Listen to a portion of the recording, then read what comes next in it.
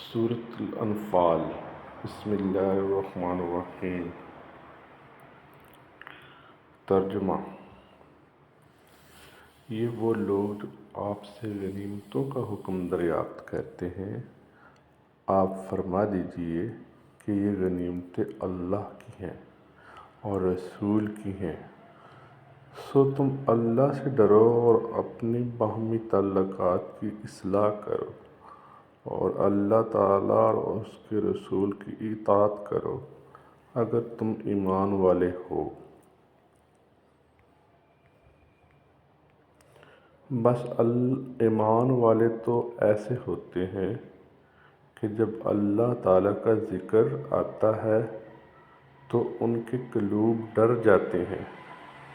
اور جب اللہ تعالیٰ کی آیتیں ان کو پڑھ کر سنائی جاتی ہیں تو وہ آیتیں ان کے ایمان کو اور زیادہ کر دیتی ہیں، اور وہ لوگ اپنے رب پر توکل کرتے ہیں جو کہ نماز کی پابندی کرتے ہیں، اور ہم نے ان کو جو کچھ دیا ہے وہ اس میں سے خرچ کرتے ہیں۔ سچے ایمان والے لوگ یہ ہیں، ان کے لیے بڑے درجے ہیں ان کے رب کے پاس، اور مغفرت اور عزت کی روزی ہے۔ جیسا کہ آپ کے رب نے آپ کے گھر سے حق کے ساتھ آپ کو روانہ کیا، اور مسلمانوں کی ایک جماعت اس کو گراں سمجھتی تھی، وہ اس حق کے بارے میں اس کے بعد کہ اس کا ظہور ہو گیا تھا، آپ اسے اس طرح جگڑ رہے تھے گویا کوئی ان کو موت کی طرف ہانکنے کے لیے جاتا ہے اور وہ دیکھ رہے ہیں۔ اور تم لوگ اس وقت کو یاد کرو جب کہ اللہ تم سے ان دو جماعتوں میں سے ایک کا وعدہ کرتا تھا کہ وہ تمہارے ہاتھ آ جائے گی، اور تم اس سے تمنا میں تھے کہ غیر مسلح جماعت تمہارے ہاتھ آ جائے، اور اللہ تعالیٰ کو یہ منظور تھا کہ اپنے احکام سے حق کا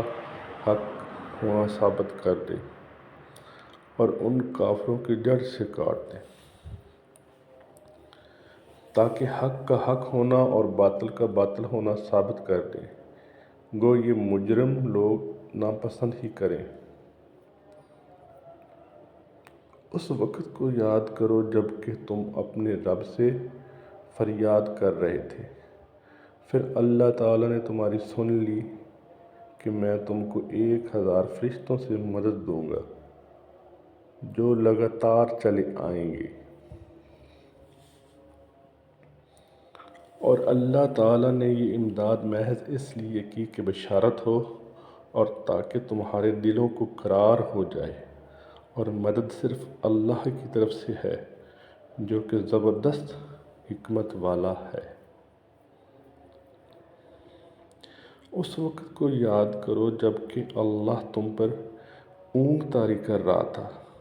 اپنی طرف سے چین دینے کے لیے، اور تم پر آسمان سے پانی برسا رہا تھا کہ اس پانی کے ذریعے تم سے کو پاک کر دے اور تم سے شیطانی وسوسہ کو دفع کر دے اور تمہارے دلوں کو مضبوط کر دے اور تمہارے پاؤں جما دے۔ اس وقت کو یاد کرو جب کہ آپ کا رب فرشتوں کو حکم دیتا تھا کہ میں تمہارا ساتھی ہوں، سو تم ایمان والوں کی ہمت بڑھاؤ، میں ابھی کفار کے قلوب میں رعب ڈال دیتا ہوں، سو تم گردنوں پر مارو اور ان کے پور پور کو مارو۔ یہ اس بات کی سزا ہے کہ انہوں نے اللہ کی اور اس کے رسول کی مخالفت کی، اور جو اللہ کی اور اس کے رسول کی مخالفت کرتا ہے سو بے شک اللہ تعالیٰ سخت سزا دینے والا ہے۔ سو یہ سزا چکھو اور جان رکھو کہ کافروں کے لیے جہنم کا عذاب مقرر ہی ہے۔ اے ایمان والو، جب تم کافروں سے دو بدو مقابل ہو جاؤ تو ان سے پشت مت پھیرنا، اور جو شخص ان سے اس موقع پر پشت پھیرے گا،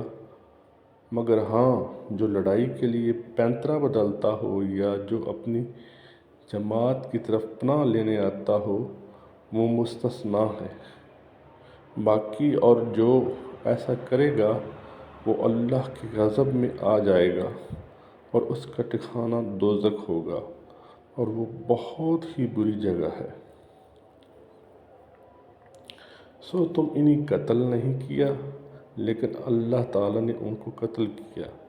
اور آپ نے خاک کی مٹھی نہیں پھینکی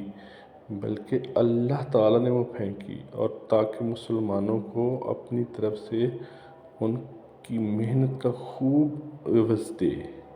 بلا شبہ اللہ تعالیٰ خوب سننے والا، خوب جاننے والا ہے۔ ایک بات تو یہ ہوئی، اور دوسری بات یہ ہے کہ اللہ تعالیٰ کو کافروں کی تدبیر کو کمزور کرنا تھا۔ اگر تم لوگ فیصلہ چاہتے ہو تو وہ فیصلہ تمہارے سامنے موجود ہوا، اور اگر باز آ جاؤ تو یہ تمہارے لیے نہایت خوب ہے، اور اگر تم پھر وہی کام کرو گے تو ہم بھی پھر وہی کام کریں گے، اور تمہاری جمعیت تمہارے ذرا بھی کام نہیں آئے گی، گو کتنی زیادہ ہو۔ اور واقعہ بات یہ ہے کہ اللہ تعالیٰ ایمان والوں کے ساتھ ہے۔